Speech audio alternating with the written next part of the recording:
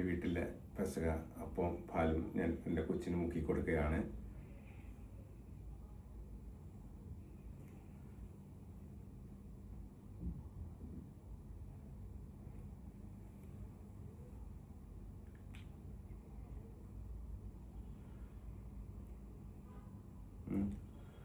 പുന്നുസേ, പെസകയുടെ അർത്ഥം മനസ്സിലായോ? പുതിയ നിയമത്തിൽ എന്താണെന്നറിയാമോ? പുതിയ നിയമത്തിൽ യേശു തൻ്റെ 12 ശിഷ്യന്മാർക്ക് യേശു മരിക്കുന്നതിന്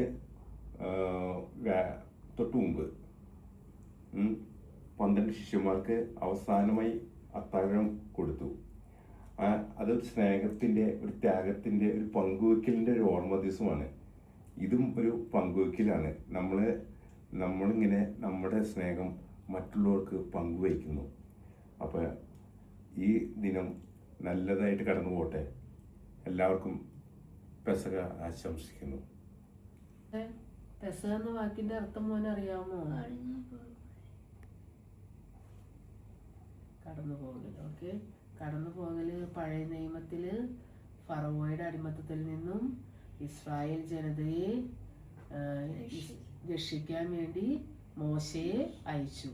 മോശ അവിടെ ചെന്നപ്പോൾ ദൈവം 10 ദുരിതങ്ങൾ കൊടുത്തു ഫറവോയ്ക്ക്. ഓക്കെ, 10 ദുരിതങ്ങൾ കൊടുത്തു. 9 ദുരിതത്തിലും ഫറവോയ്ക്ക് ഒരു മനസ്സലിവും ഉണ്ടായിരുന്നില്ല. 10ാമത്തെ ദുരിതമായിട്ട് എന്തു കൊടുത്തു? ഒരു സംഹാര ദൂതനെ ദൈവം അയച്ചു. എന്നിട്ട് ദൈവം പറഞ്ഞു, അവിടെ ചെന്നിട്ട് ആരുടെ കടിഞ്ഞൂൽ പുത്രന്മാരെ, ഓക്കെ, ഈജിപ്തിലെ കടിഞ്ഞൂൽ പുത്രന്മാരെ മൊത്തം കൊല്ലണമെന്ന് പറഞ്ഞു. അപ്പോൾ സംഹാരദൂതൻ കടന്നു പോകുന്ന വഴിക്ക് ഇസ്രായേൽ ജനതയുടെ വീടിൻ്റെ പടിവാതിൽക്കിൽ കുഞ്ഞാടിൻ്റെ രക്തം പുരട്ടണമെന്ന് പറഞ്ഞു. അപ്പോൾ എന്ത് ചെയ്യും? സംഹാരദൂതൻ ഈ കുഞ്ഞാടിൻ്റെ രക്തം കാണുമ്പോൾ അത് ഇസ്രായേൽ ജനതയാണെന്ന് മനസ്സിലാക്കി അവിടുത്തെ പുത്രന്മാരെ വധിക്കാണ്ട് കടന്നു പോകും. ഉള്ളി ഈജിപ്തിലെ പുത്രന്മാരെ മാത്രം വധിക്കും. ഓക്കെ, അങ്ങനെ പഴയ നിയമത്തിൽ പെസഹ ആചരിക്കുന്നത് കടന്നു പോകലായിട്ടാണ് പെസഹ ആചരിക്കുന്നത്. ഓക്കെ, അവന് മനസ്സിലായോ? ഞങ്ങളുടെ പെസഹ അപ്പം ഞങ്ങൾ പരസ്പരം കൈമാറുന്നു. പെസഹ അപ്പം തരാം കേട്ടോ കുഞ്ഞിന്. ഓക്കെ, ദൈവം അനുഗ്രഹിക്കട്ടെ.